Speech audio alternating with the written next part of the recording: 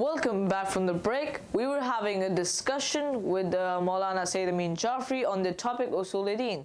Sorry Maulana, but I forgot to ask you a question. I just directly skipped to Tawheed. I wanted to ask you, what are Usul-e-Din? Basically, why are they created? What's their importance? We do namaz, we do roza, but why is it Usul-e-Din just need to be there? Ahsant, very good question.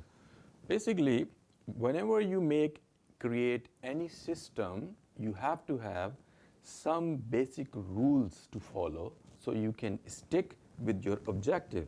If you're going somewhere and you have a destination in mind, you have to have a map plan, which roads you're going to take.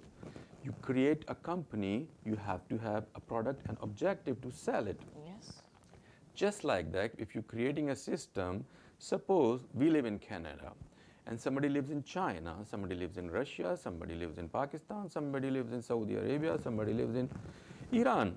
Every country has different system to run their countries and their national issues. Different rules. Rules, mashallah. So those rules should be based on something. Islam itself is a system. It's a very deep and simpler system though. For any system we need, just like this house, this place, or any building, you got to have foundation, you got to have pillars, sutoon, and then you build the house. Similarly, any system, even physical or non-physical, you must have some rules to follow. Doctrine, or in Urdu we call it ayn, manshur, rules, regulations, but you gotta have a main theme behind it, main doctrine. So Islam or any other religion has to have that as well.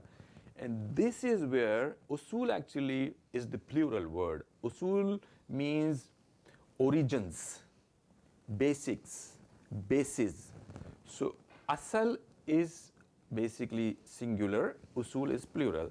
So we have 5 origin, doctrines, pillars, sutoon, usul, whatever you want to name or whatever makes you comfortable. Just like a building can't be built without a base. Of course, you have to dig, you have to create pillars, then you create walls and whatnot, you all know that.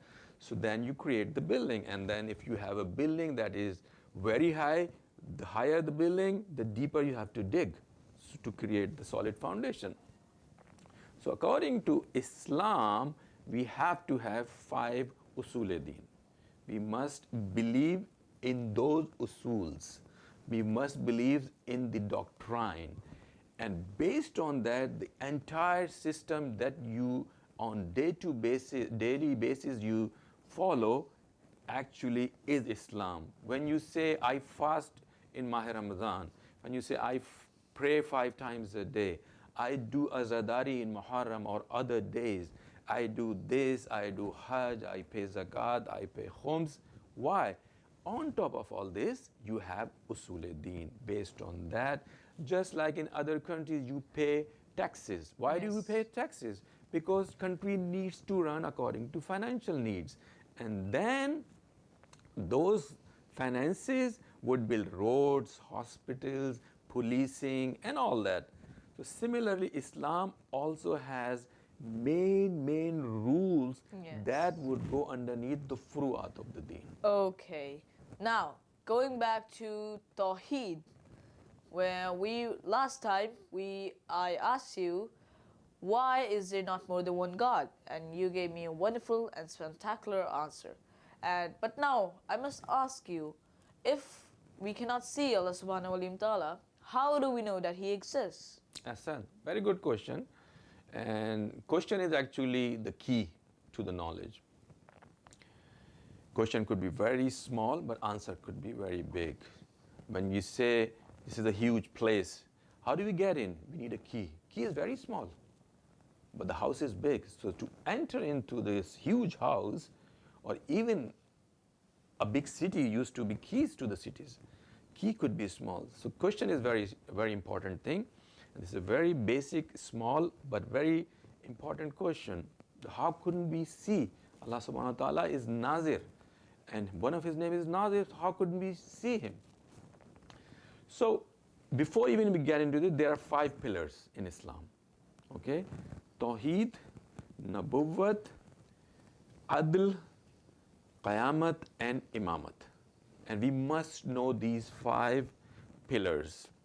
When we talk about taqleed of a marja taqleed, a mujtahid, in taqleed, we only follow mujtahid for furu-e-deen, ahkam, rules, laws. But in usul, there's no taqleed. We must have the understanding of our own level of usul-e-deen. So this is something on the side to make sure that we understand. 5 usul. Yes. 1, we must understand usul-e-deen on our own, not marja taqleed. We can use marja taqleed's research and Yes, tahqiq but we should understand it on our own. on our own IQ level, on own understanding, age, experience, education. So we must know Tawheed, we must know Nabuwwat, we must know Adl, we must know Qayamat, we must know Imamat. To an extent, at your age, my elders' age. So this is, that should be also clearly understood. 5 pillars, we must know them. Marja taqleed won't do anything, can get help. But once we leave this world, as I said, we have to leave, everybody has to leave. We'll be asked these questions from Munkir Nakir in the Qabr and then eventually at the day of judgment. Yes. So, getting back to the question, how can we see Allah subhanahu wa ta'ala? And how do we know that He exists? Ahsan. Very good, very good. When we talk about seeing, our concept of seeing things related to vision. Vision means eyes. When your eyes cannot see something, it does not mean that thing, that objective does not exist. As we understand air, okay, air can be measured. But once we see the lot of things, we cannot see the viruses. You wake up in the morning, you're healthy, you're fine. You go to the school, you go to the classroom, you come back, you have flu. How did you get the flu? You didn't see the virus. The virus transferred into your body from one of your classmates or schoolmate. So seeing does not mean, or not seeing does not mean things do not exist. 1. As I mentioned in the earlier part of our discussion, our physical being is dependent on 5 senses. And one of them is vision. So if we do not see, we cannot see certain things, it doesn't mean Allah subhanahu wa ta'ala can be seen, understood, felt through our soul. That's the only option we have in this scenario. You cannot see Allah subhanahu wa ta'ala from this vision, from these eyes. Me and you are normal people. When we see Masoom, Hazrat Musa alayhi salatu wassalam, when he requested to be, to witness Allah subhanahu wa ta'ala with these, he could not. Allah subhanahu wa ta'ala said impossible. So we cannot, but Allah subhanahu wa ta'ala exists, and this is one of the beliefs that you see Allah subhanahu wa ta'ala, some God, some Allah, that is not seen by these eyes. Just like air, for example. We can't see air, but we can feel it. But even though we can't see air, we know that it exists. And in the same case, it's also Allah subhanahu wa ta'ala. Hassan. And similarly, when we say Allah, if we see something, that means that object is limited to that area. Allah subhanahu wa ta'ala is not limited.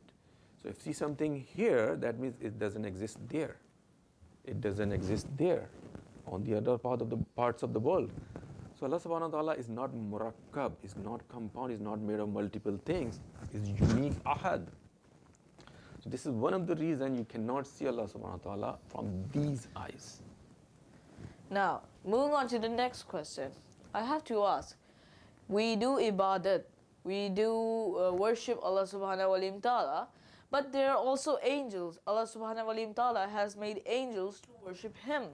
There are a lot of angels, they all have different jobs. But some of the angels have a job to worship to Allah subhanahu wa ta'ala. So why did Allah subhanahu wa ta'ala create us when He could have created angels to worship Him? Ahsan, good question. Basically, Allah subhanahu wa ta'ala is beniyaz. Allah subhanahu wa ta'ala does not. Allahus samad, lam yalid walam yulad, walam yakul lahu kufuwan ahad. Allahus samad, meaning Allah does not need us to worship Him.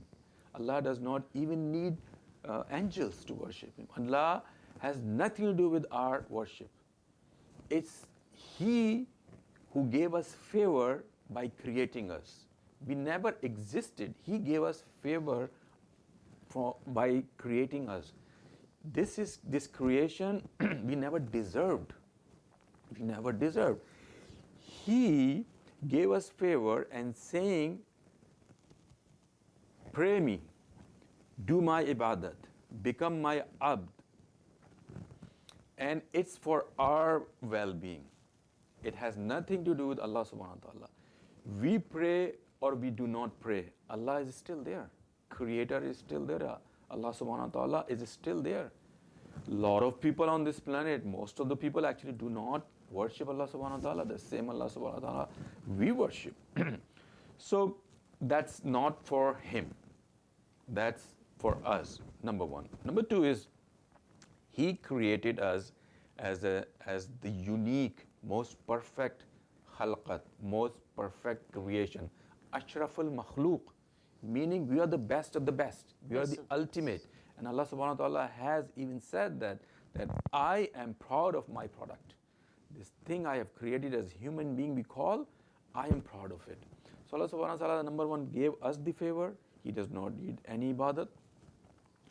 Quran also says all your ibadat would be thrown onto your face once you come back. There's no need for, I do not need your ibadat. This to excel you in this life and afterlife.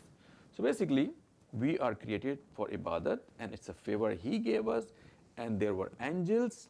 Of course, there would be angels. He could create many angels. He created us, and it's for our well-being, basically. Thank you, Maulana, for your answers and your insight on those questions. Unfortunately, brothers and sisters, that's all the time we had for today.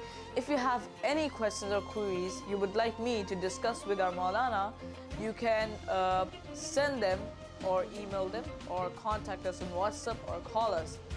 All the email address and the number will be displayed on the screen right now, and you can contact us on this. And we will continue the discussion next time.